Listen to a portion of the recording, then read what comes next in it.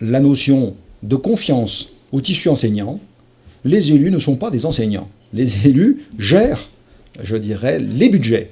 Ils gèrent la façon dont on utilise ces budgets et ils les contrôlent. Dire qu'on intervient dans l'éducation de l'enfant, je ne crois pas que ce soit le rôle de l'élu de le faire. D'accord, mais c'était une question à poser. Je pense que c'était quand même assez important. Donc maintenant, nous allons attaquer le sujet de la fiscalité et puis des taxes. Y aurait-il d'autres solutions que d'amener taxe sur taxe? Où sont les solutions? Voilà.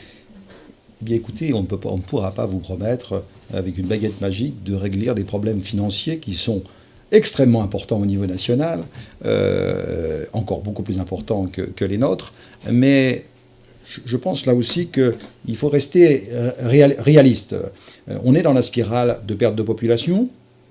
On est dans la spirale, malgré tout, d'une très grande difficulté de l'emploi sur Verdun. C'est l'élément, je le répète une nouvelle fois, fondamental d'une politique, c'est les entreprises, la création d'emplois, la production de richesses. C'est absolument fondamental. Donc, les taux d'impôt, je ne connais aucun maire qui aujourd'hui va dire qu'il va augmenter les impôts. Ça serait, je ne connais non plus, j'en connais qui s'engagent à des promesses un peu difficiles à tenir. Je crois qu'il faut gérer la situation de la ville de Verdun, je dirais d'une façon raisonnable, d'une façon rigoureuse. Elle l'a été par Arsène Lux pendant un très bon moment, incontestablement. Les premières mandatures et les secondes l'ont été. La troisième, je suis beaucoup plus réservé sur la façon de gérer, dans la mesure où un taux d'endettement extrêmement important est intervenu au niveau de la ville de Verdun, avec des équipements, mais des équipements qui ne sont pas toujours producteurs de richesse. Je prendrai deux exemples. Alors ça touche l'urbanisme de nouveau, j'y reviens peut-être un petit peu, mais on a acheté inconsidérément, à mon sens, du patrimoine immobilier sur Verdun pour le maîtriser. Je pense particulièrement à la Banque de France. Bon, à moins qu'on veuille y faire un casino. Ça aurait été une bonne idée. Mais malheureusement, je crains que ça soit un petit peu difficile actuellement, même si, on ne sait jamais. Mais acheter la Banque de France pour faire le musée des arts et de l'histoire, je crois que réellement, il y avait autre chose à faire. Alors si cela représentait quelques milliers d'euros, je dirais, c'est bien, la ville s'enrichit son patrimoine et il y a des perspectives. Le problème, c'est que toutes ces affaires nous coûtent non seulement en acquisition, bien souvent en procédures judiciaires qui vont avec, parce que ça ne se passe jamais dans le sens de la douceur, il y a toujours des contestations. Nous coûte, par exemple, pour le mess des officiers, la Banque de France, c'est une opération qui a déjà coûté plus d'1 million d'euros d'acquisition, pour une simple acquisition, sachant que cet immeuble est resté fermé, avec, semble-t-il, quelques soucis d'aménagement intérieur. Bien. Je ne vois pas pourquoi on ait acheté cet immeuble, nous n'en avions pas besoin. C'est très clair que ce bâtiment, si, je dirais, les Verdunoises et les Verdunois nous font confiance, fera l'objet d'un retour dans le privé, dans la mesure où nous n'avons pas vocation à stocker du patrimoine immobilier pour le plaisir. Le mess des officiers est un autre exemple. Un bâtiment extraordinaire de Verdun, je pense le plus beau bâtiment de Verdun. Je me désole de cette situation, qui est une situation économique aussi difficile à supporter. Un bâtiment qui se dégrade de l'intérieur, qui n'apporte pas de source de richesse, alors qu'il pourrait en apporter. Alors quand on parle de fiscalité, si cet immeuble, effectivement, avait subi des transformations, il serait générateur non seulement de taxes foncières, mais de taxes d'habitation, de production, effectivement, de consommables, d'eau, etc., de consommation électrique, donc sur laquelle la ville a effectivement quelque chose. Eh bien, je me désole de cette situation parce que, si vous voulez, ces bâtiments restent vides, se dégradent, et là encore, créer un musée de l'universalité à la place du mess des officiers, m'a-t-on dit 80 salles au bénéfice de... C'est tout à fait louable, au bénéfice des peuples étrangers qui sont venus combattre à Verdun, c'est tout à fait louable. Mais est-ce que c'est raisonnable aujourd'hui en termes d'investissement ? Et je dirais encore plus en termes de fonctionnement, quand on connaît les difficultés de l'État à assumer ses propres charges. Alors, donc, si vous voulez, tout cela est lié. La fiscalité, c'est une chose. On peut très bien aujourd'hui dire qu'on a stabilisé les taux. Alors ce luxe a été raisonnable de ce côté. Il a stabilisé les taux principaux de la commune et de l'intercommunalité.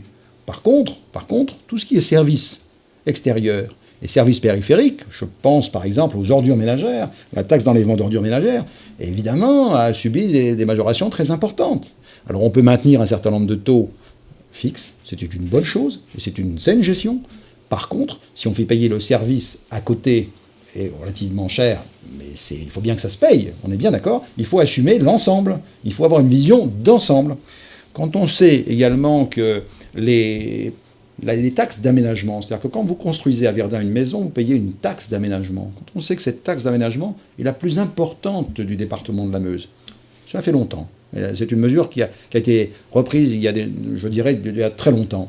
Mais elle n'a jamais été diminuée. Comment expliquer à quelqu'un qui construit à Bras-sur-Meuse et quelqu'un qui construit à Verdun que sa taxe est complètement différente, avec des proportions qui sont quasi du simple au double? D'où une harmonisation évidemment nécessaire pour que la ville de Verdun puisse se développer. Et, je le répète, en se développant, elle crée de la richesse. Créant de la richesse, elle crée de l'impôt. Si elle crée de l'impôt, elle abonde au budget. Voilà. Je pense que la situation ne sera pas simple. Il faudra nous dessaisir d'un certain nombre de biens immobiliers incontestables pour alléger la charge de la dette. Et pourquoi alléger la charge de la dette? Pas pour se faire plaisir, pas pour dire qu'on est des bons gestionnaires, mais pour remettre, je dirais, un peu de fonctionnement, un peu de service aux Verdunois, un peu de balayeurs, un peu de, je dirais, de policiers supplémentaires, pas seulement pour contrôler, mais pour assister. Ce sont des éléments extrêmement simples. C'est-à-dire que plus vous investissez, plus vous êtes coincé avec la dette, mais par contre, si vous vous désengagez un petit peu de la dette, vous pouvez remettre un peu du fonctionnement. Et de ce côté, Verdun est très en deçà de, je dirais, cette notion de service. Donc vous voyez que tout est lié. En fait, tout est absolument lié. L'importance de la population, la fiscalité, le tissu associatif. Vous voyez, tout cela, c'est un ensemble. Et si vous ne remontez pas votre population à travers une valorisation de l'emploi, eh bien, nous allons effectivement devant de très grosses difficultés économiques, compte tenu, je le répète une nouvelle fois, de la qualité et de la faiblesse structurelle de l'État. Je vous remercie d'avoir répondu à cette question. Nous allons parler de la sécurité. Quelles seraient les mesures à prendre dans l'avenir pour la sécurité sur Verdun et dans les alentours? La sécurité, un point là aussi soucieux pour une majorité de la population. Bien évidemment, il pourrait être mis en place ici ou là quelques points de surveillance. Je pense à la vidéosurveillance qui aujourd'hui, même si elle est assez coûteuse, reste possible, je dirais, dans un certain nombre de domaines et avec des visions de domaines quelquefois intéressants. Et un contrôle, effectivement, pas systématique, mais un contrôle au moins des équipements publics. Par contre, je compte beaucoup, effectivement, sur une amélioration du relationnel qui n'existe, à mon avis, pas suffisamment sur Verdun, entre la police, enfin, la mairie, qui dirige la police municipale, la police nationale, la gendarmerie, la justice. Tout cela doit travailler dans une, je dirais, de pair, complètement de pair, et dans une ambiance, je dirais, tout à fait de sérénité. Il semble que cela ne soit pas toujours le cas à Verdun, c'est le moins qu'on puisse dire. Je ne parlerai pas des locaux, ça n'a rien à voir, des locaux de la police nationale, mais il semble que la sérénité n'existe pas suffisamment entre tous ces organismes qui sont chargés d'assurer la sécurité de nos personnes. Moi, j'aurais tendance à dire que la solidarité entre habitants doit s'exprimer d'une façon plus importante. C'est une solidarité qui ne coûte pas grand-chose, qui doit être, je dirais, mise en avant en termes de sécurité, notamment sur les quartiers, où une simple avertissement, un simple convivialité entre effectivement les habitants, un rapport qui peut être fait que la sécurité peut être le domaine de tous. Et je ne crois pas qu'il faille mettre des caméras de surveillance partout. Je pense que c'est la solidarité des habitants qui fera beaucoup plus que ce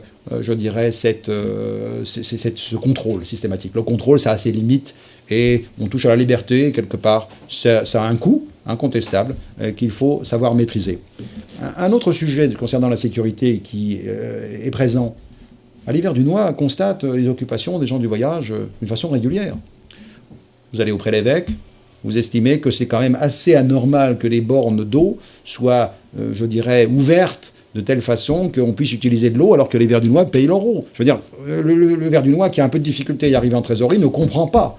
Et il a raison.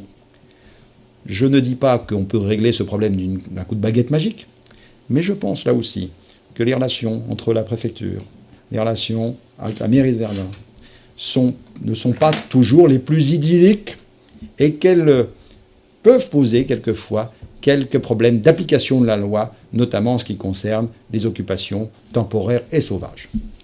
Voilà ce qui pourrait être dit pour la sécurité. Alors nous avons des réactions sur le chat et là nous avons une question d'un auditeur qui nous demande pourquoi la ville de Verdun ne s'est pas battue pour récupérer le musée de l'infanterie qui va être installé en Alsace. Une bonne question sur la récupération des musées. D'abord, je répondrai, je ne connais pas ce musée de l'infanterie, bien évidemment. Je me pose quand même déjà la question de fond. Est-ce que nous avons véritablement besoin d'un musée supplémentaire si c'est un musée, je dirais, figé, quelque part?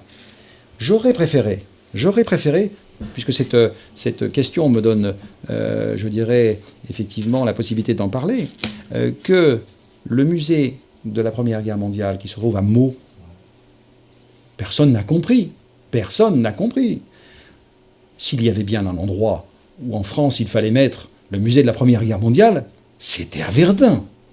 Personne n'a compris. Je n'ai pas entendu de manifestation énorme de la part des élus sur cette situation. Verdun n'en est peut-être pas le seul responsable. Mais je trouve là encore que la Meuse a manqué par son isolement, ses batailles internes, ses querelles de personnes, je dirais, a manqué cette situation qui était ubuesque, d'arriver à avoir effectivement aux portes de Paris, où il n'y a pas eu d'éléments majeurs, un musée d'ailleurs qui est de toute beauté, incontestablement. Donc je crois que pour l'avenir, c'était une très grosse erreur de ne pas s'être motivé sur ce combat de musée. Alors avoir un musée supplémentaire de l'infanterie, pourquoi pas, bien sûr, on peut être toujours preneur, mais il faut que ce soit un musée vivant, un musée qui puisse attirer du monde. Si c'est un simple stockage d'archives, je crois que ce ne sera pas suffisant. On vous remercie d'avoir répondu à cette question. Nous allons parler maintenant de l'intercommunalité. Voilà. Que pouvez-vous nous dire à ce sujet ? Alors l'intercommunalité, un sujet qui a fait couler beaucoup d'encre ces derniers temps, motivé, je dirais, là encore, je reprends l'expression, l'évidence veut et voulait que les collectivités voisines de Verdun, qu'il fût de 30 000 habitants, voire plus, puissent se rassembler autour de Verdun. Moi, en toute cause, j'ai toujours voté toutes les délibérations qui concernent la communauté d'agglomération dans la mesure où elle représentait un véritable bassin de vie. Je ne pouvais pas abonder sur des positions qui étaient extrêmes, avec des grandeurs territoriales et des assemblées énormes, mais le bassin de vie, tel qu'il a été proposé par Arsène Lux, et également proposé grâce à la délibération et grâce à la loi votée par les sénateurs, notamment et députés, pour les 30 000 habitants, était une évidence pour Verdun. Là encore, l'absence de concertation, on décrète quelque chose et on oublie qu'il y a des partenaires. Je crois que le problème, c'est pas le problème c'est un problème de fond. Le problème de fond, c'est l'absence de préparation de dossiers et un excès véritablement à l'outrance de la personnalisation de ces dossiers. On a dit c'était le maire de Verdun contre un tel et contre un tel. Moi, je ne rejette la responsabilité sur personne. Je pense qu'une très grande majorité de Verdunois et même d'élus regrettent et considèrent que cette situation est quasi ridicule, mais incontestablement, il aurait fallu mettre, vous me passerez l'expression, un petit peu d'huile dans le rouage. On ne décrète pas quelque chose, on n'impose pas à un préfet, on demande, on s'explique, on se parle. Et je pense que si cela avait été fait, sans excès de personnalisation, cela n'aurait posé pas de difficulté. J'ai confiance, bien sûr, sur l'avenir. En tout cas, ça sera la première tâche si les Verdunois nous apportent leur propre confiance, ce qui nous sera absolument indispensable. Ce sera la première tâche, tout simplement, de remettre ce dossier sur les rails avec les difficultés qui ne manqueront pas d'exister. Il est bien évident que, je dirais, ce gâchis tel qu'il est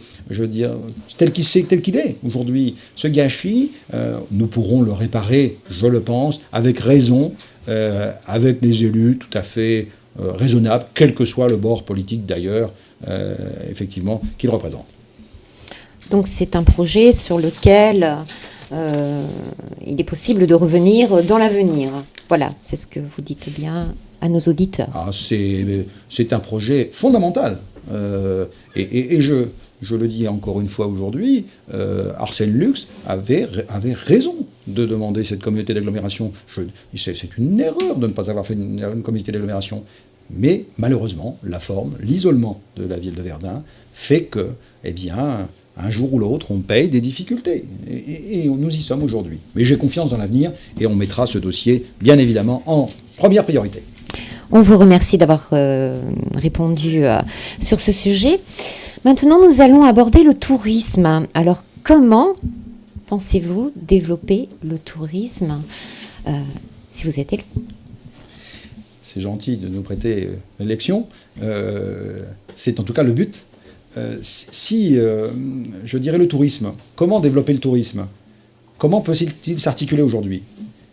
Est-ce qu'il faut, je reviens encore un point sur la notion de ville, est-ce qu'il faut qu'on développe effectivement une ville musée ou est-ce qu'on développe une ville active ? Je dirais, vous voyez, ce sont des questions extrêmement simples, mais qui peuvent avoir effectivement des conséquences très importantes. Le tourisme est bien naturellement un élément favorable pour la ville de Verdun. Là encore, comment expliquer à un touriste qu'il existe une maison du tourisme à gauche et à droite un office de tourisme, l'un en face de l'autre? Comment expliquer ?